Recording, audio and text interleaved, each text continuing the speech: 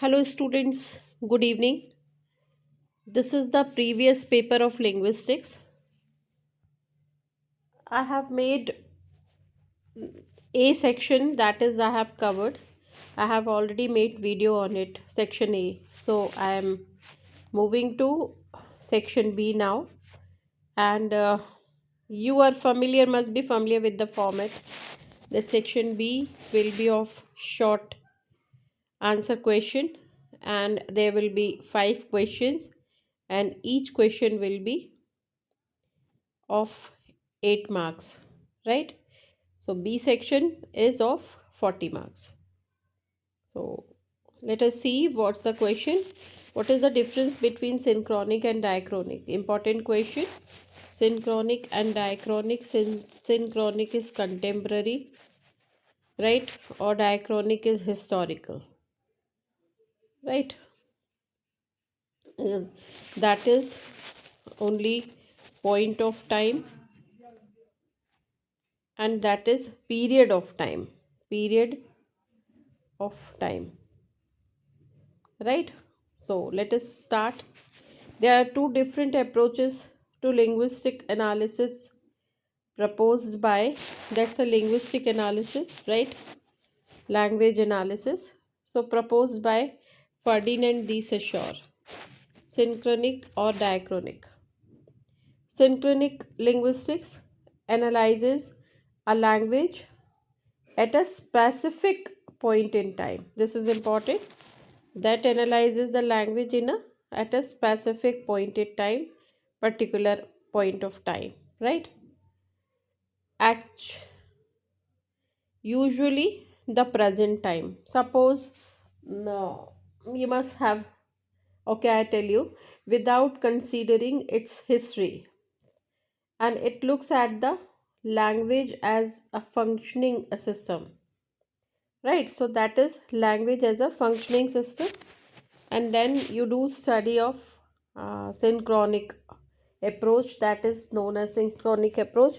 Means what suppose I would like to give you example. You must have read that, no, that's a in a pamphlet sometime, along with newspaper, you receive that learn English within 90 hours, right? 90 hours means per day, 1 hour per day means three months.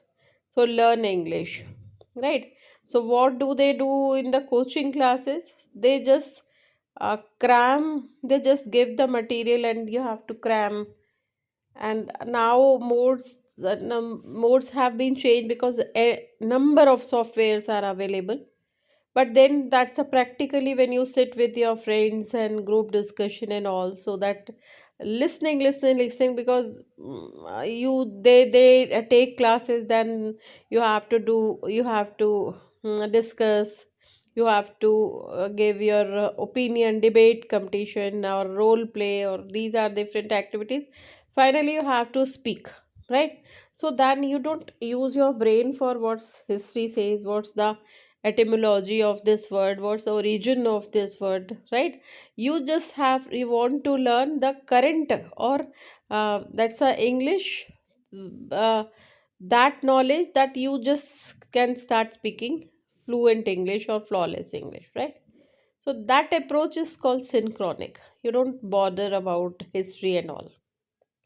And then so this is called synchronic linguistics. And uh, diachronic linguistics is just opposite, studies the development and evolution of a language, how language is developed, and what are the different steps, right?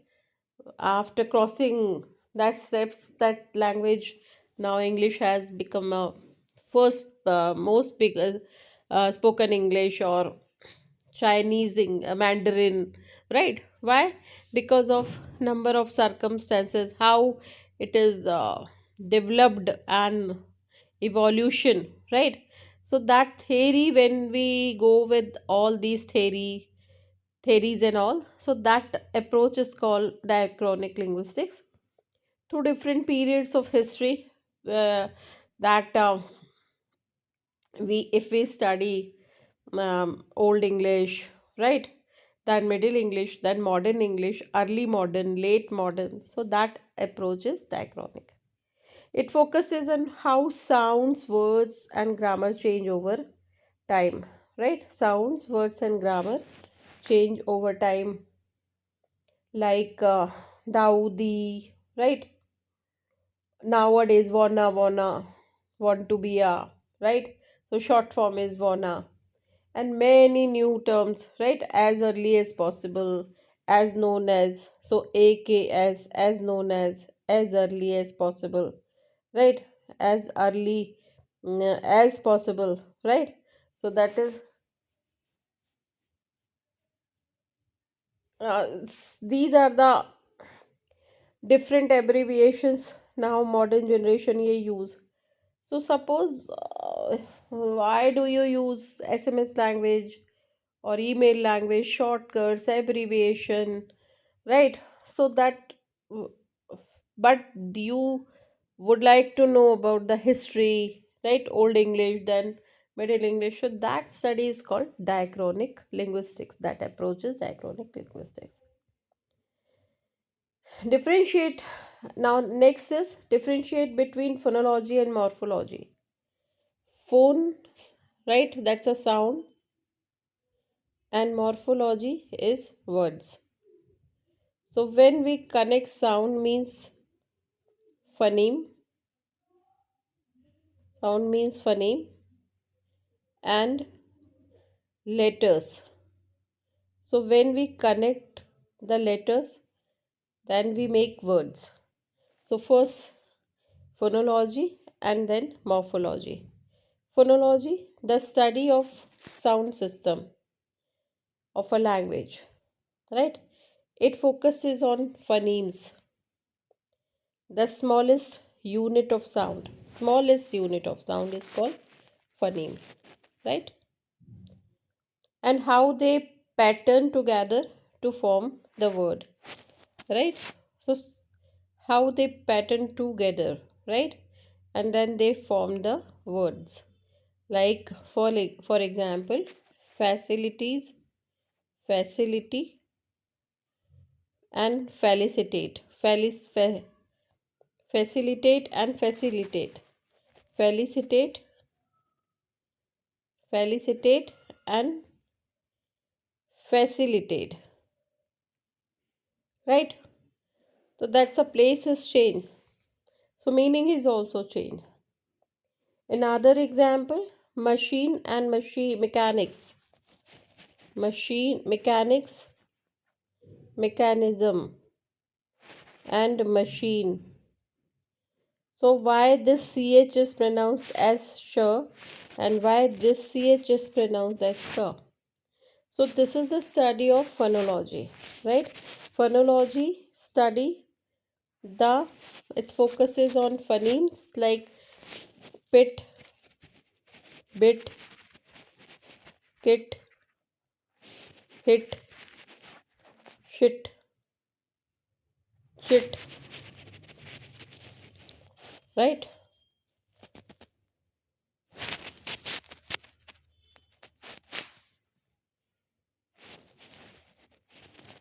Fit.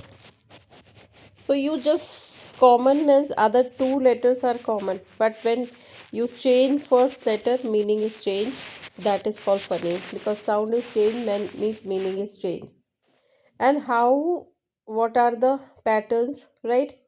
So we do study, right, pattern and sound. That is phonology, right? For example, under phonology, we study segmental. We piece the word. We cut the word, and then separate part we study. That is accent, right? Stress, primary stress, secondary stress, right? Then suprasegmental, then intonation, pitch, vowel, pitch, and all, right? So all these come under phonology.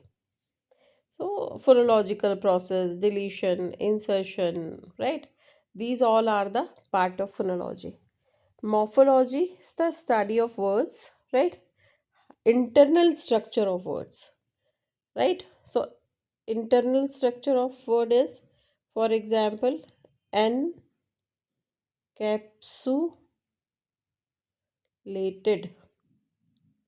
So then capsule ted. So there are three morphemes. Capsule is the root word, and n is the prefix, and this is ed is suffix. So this is there are three morphemes in this word.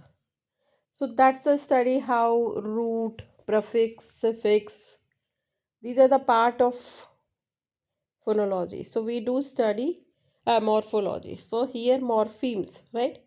It focuses on morpheme, and phonology focuses on phoneme. And morpheme, that's the smallest meaningful unit, and phoneme, smallest unit of sound. This is the difference. Okay.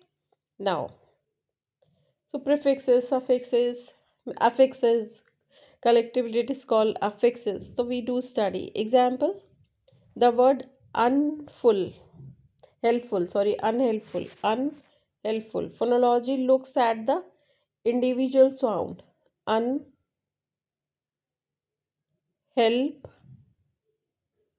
helpful.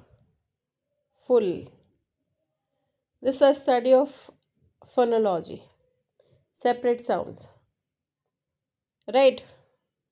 But morphology looks at the three units of meaning. Un, not, un means not, help, root, full, full of. Unhelpful, without, useless, we can say, unhelpful. So here when we put s un, so that helpful becomes opposite word unhelpful. Helpful, help, and helpful is a noun form, right? So this way, this is a study of morphemes, morphology. Now next question is, define homophones with 10 examples along with meanings of the examples used. Okay. So definition, homophones. Homo, how can you remember homophone? Homo is same and phone is sound. Of course, there is single word, but same sound, right? There is a one sound, but spelling difference. Homophones, right?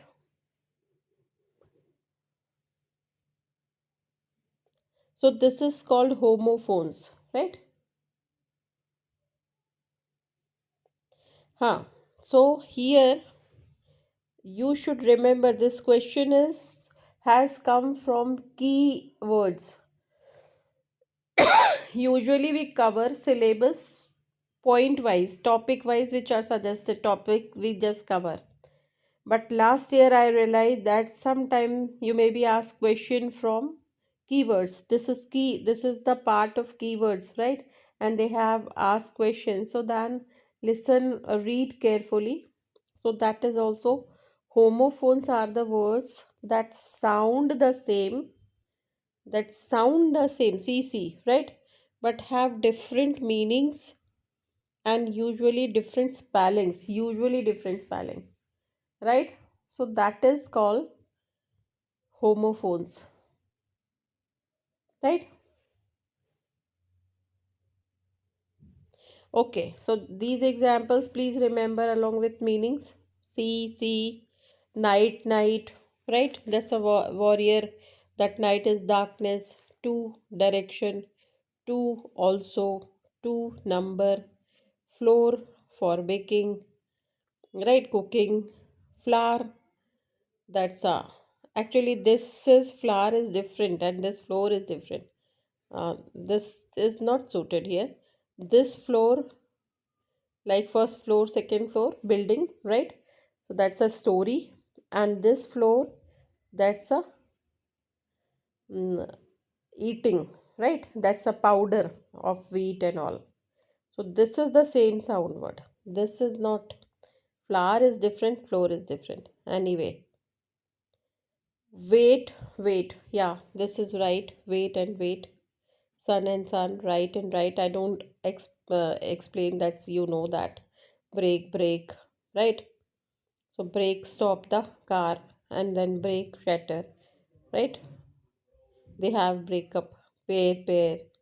That is all. That is right. Here, here. So these are called homophones. Sound is same, but spelling is different. Here you just remember sound is same, but spelling is different. Is called homophones. So here you remember so many words, right? Now moving to next question. That's a, what are the motivations for L2 learning? That is also last part, last unit, and keywords. So please read keywords also very carefully. So that's a, L2 is foreign language, L1 is mother tongue. So they are asking what are the motivations for learning L2. So L2 language 2 or foreign language, what's the motivation? Why should we learn? Why should we speak other language? So motivation in second language acquisition, that is second language. First is our mother tongue. L2 is generally categorized into interrogative motivation. What is interrogative? The desire to learn a language to integrate. Sorry, I'm extremely sorry. Integrative motivation to integrate into the community of speakers and understand their culture. To connect with culture, right? To gel with community members, we need to learn language. Suppose in your apartment, one person, uh, your neighbors are Marathi speaker, and you also know Marathi. So definitely you have very good bonding among them. So that is integrative motivation. To integrate or to be the part of community, that is a great motivation. So please remember this. Number two, instrumental motivation. Learning for practical purposes. That's instrumental is practical purposes, right? Such as getting a job. So for job we need to have good English, right? Passing an exam, right? And business travel. Suppose you do business, and suppose you have expanded your business in Kerala and in Gujarat. So you need to know Gujarati basic at least language to make good conversation. So that is for business purpose. Second is instrumental motivation, means for practical purpose, right? Getting job, exam, business travel. These are the practical approaches, practical purpose we learn. We get motivated to learn L2. Then intrinsic motivation, learning for personal satisfaction or curiosity. We want to learn because we love to learn. So that is also the purpose, which is called intrinsic. Intrinsic is internal, right? So that internal motivation, because you want to learn, you enjoy that language. Okay. Extrinsic motivation, learn due to external rewards or pressure. We have to learn for survival, for for making good reputation, right? That is called extrinsic motivation. So there are four types of motivation. Integrative motivation, to integrate or to amalgamate or to mix with community. Then instrumental, for practical purpose, because there's a practical purpose that you need to have good job, exam, traveling and all. Then intrinsic and extrinsic. Intrinsic is personal satisfaction, and extrinsic outside pressure, that's the external reward or pressure. Next question, define IPA And how many symbols are there in IPA? So what is IPA? Definition. The internal phonetic alphabet. Earlier they asked the full form, so please keep in mind proper full form. International. See, I is for because these symbols are internationally known and internationally common symbol. Now no one can change these symbols. So that is first I for international. Phonetic because internationally sound and grapheme, phoneme and grapheme means for this sound, this symbol is finalized. They have already finalized. That's a for example, this is sure. So this is called grapheme, means this shape, grapheme for this phoneme. They have given sure because in English chauvinist ch, shower sh, right? And that is why there is lot of confusion. So they have given one symbol for sh sound. So that is sound and that is grapheme. This is the shape which is already, so that phonetic alphabets are internationally recognized. That is why full form international phonetic. Phonetic is sound, alphabet. According to sound, symbols have already been decided. So which is called international phonetic alphabet. Is an alphabetic system of phonetic notation like this is ch, this is ng, combination of king, thinking, right? So these notations, phonetic notations, based primarily on the Latin script. It was designed to provide a unique symbol for every distinct sound. Now there is no confusion because 44 types of sound and 44 symbols are there. For one sound, one symbol. No confusion. Otherwise, in later, lot of confusion. That's a chauvinist, ch, enough, ph, for, physics. Lot of confusion. And that's why this is. So what they ask that define IP and high, how many symbols are there? 44 symbols are there. Number of symbols. So that's a very silly question actually. While the full IPA chart contains over 100 symbols to cover all world languages, right? So if we collect, if we count, if we join all the languages, so indirectly we can say, in other way we can say that a human being can produce 100 types of sounds in Hindi, English, Tamil, Marathi, Kannada. So and then see, we have also capacity of 100 types of sound. Animals have 12, 10, 5, right? We have 44 in English, but in Hindi there are different sound and other languages. So that what they say that while the full IPH chart contains 100 symbols to cover all world languages, right? Standard, but standard English uses 44 symbols, standard English, which is divided into 24 consonants and 20 vowels. So 44 are divided into 24 consonants and 20 vowels. Vowels are also divided into monophthong and diphthong, 12 monophthongs and 8 diphthongs. So this is something about IPA and a number, right? Now last part of this paper, section C. So that is, section C is differentiate between structural and semantic ambiguity. Structural and semantic. Structural is structure, right? And semantic is meaning.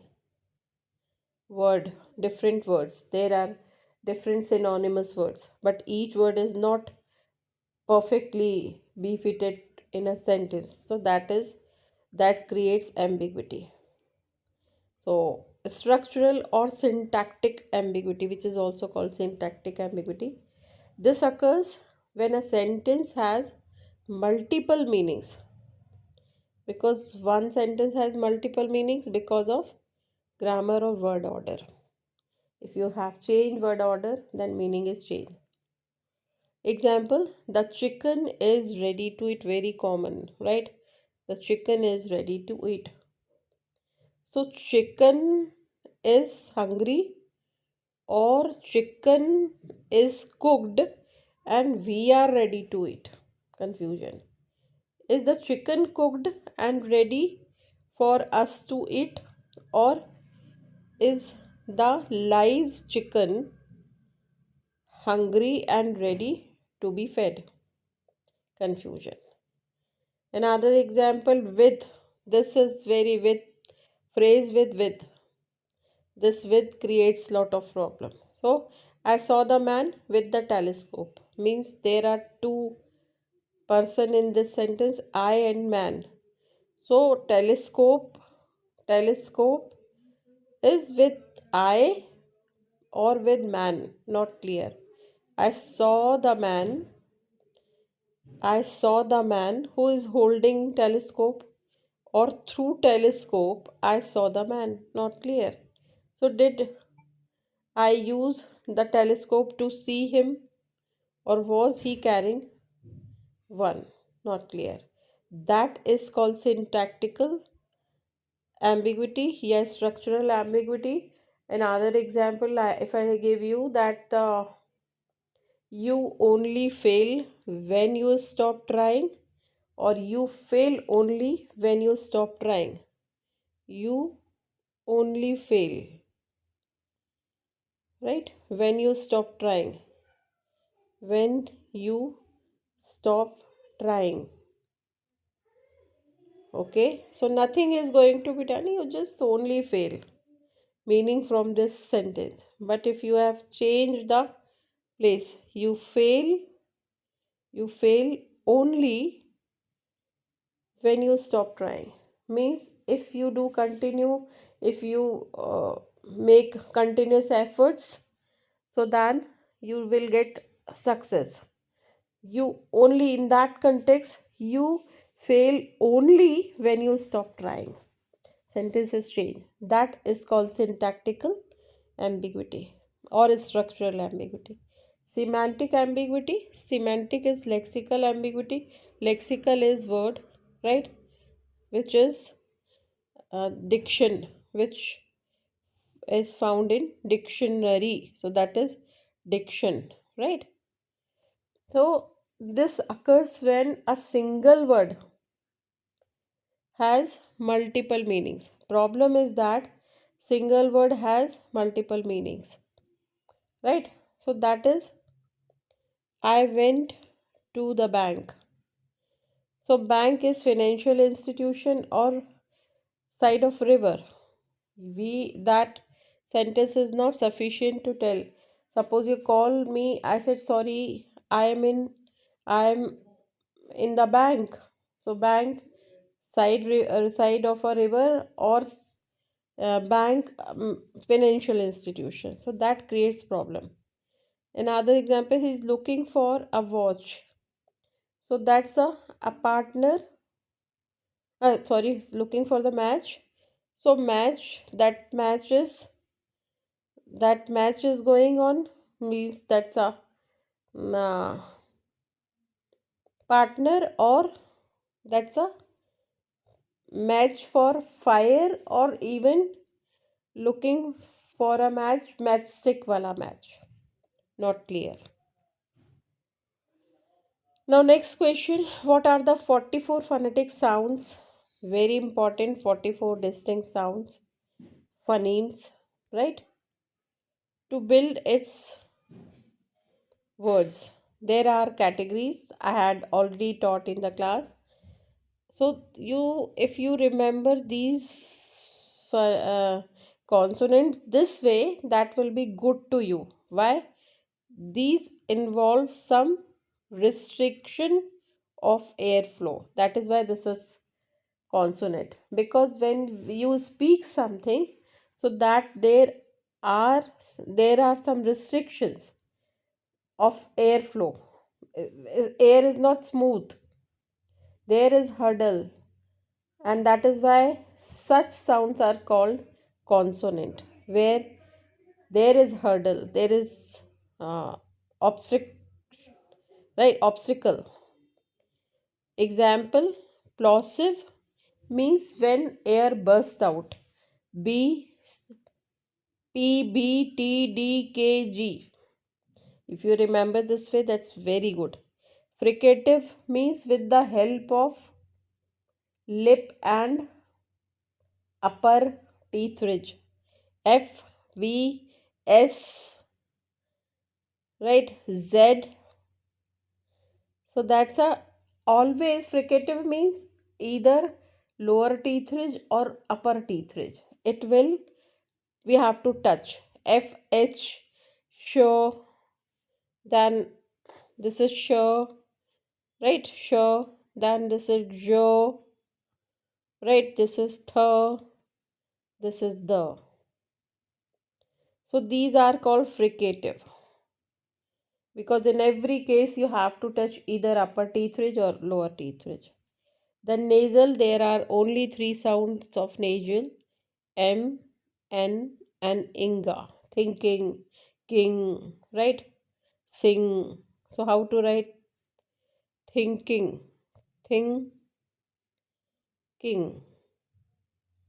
sing. Sorry, shing हो जाएगा otherwise. Sing, right? Bring. These are the. This is Inga sound, right? Inga sound. Then affricates, only two. This is ch and this is j. Example: chit, or this is judge. Judge, right? So this is chit, this is ch. Chit and judge.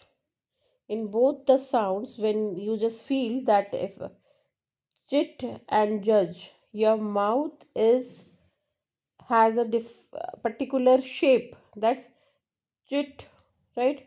So here a lower lip, that is lower side, chit, it turned, and shit, almost same. Judge, right? So that's a whistling kind of that's our shape of the mouth is changed in both the sounds.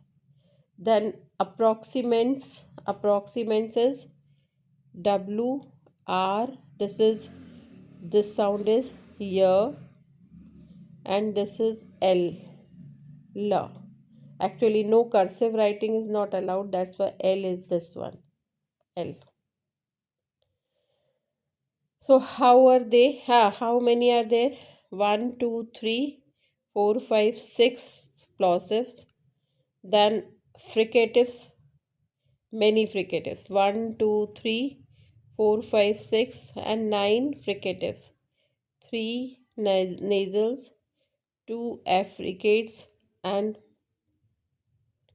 4 approximates. So 6 and 9, 15, 16, 17, 18, 19, 20, 24.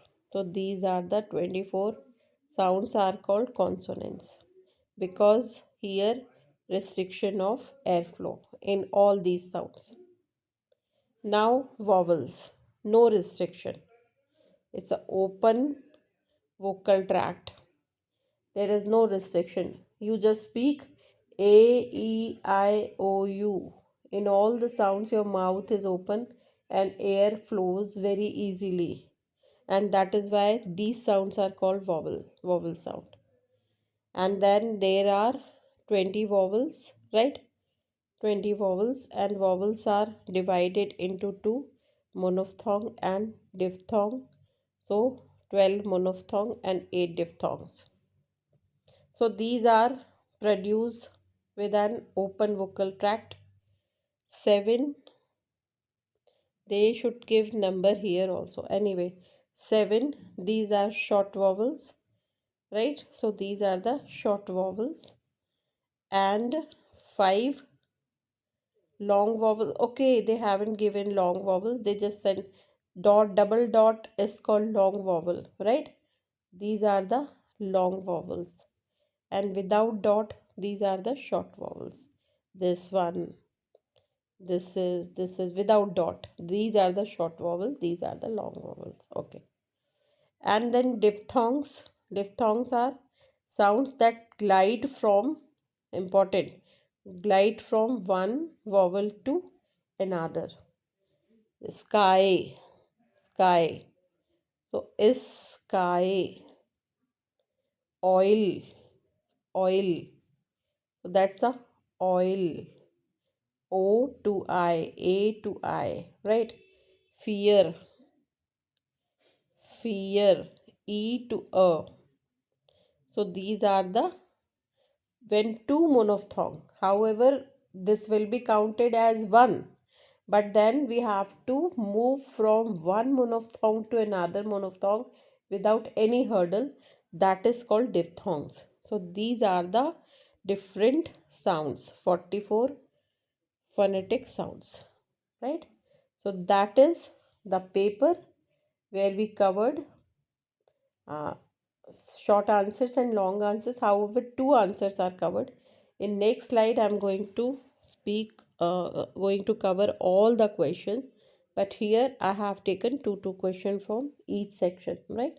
Thank you so much. God bless you. Leave your query. If you have any query, you are most welcome, right? Thank you so much.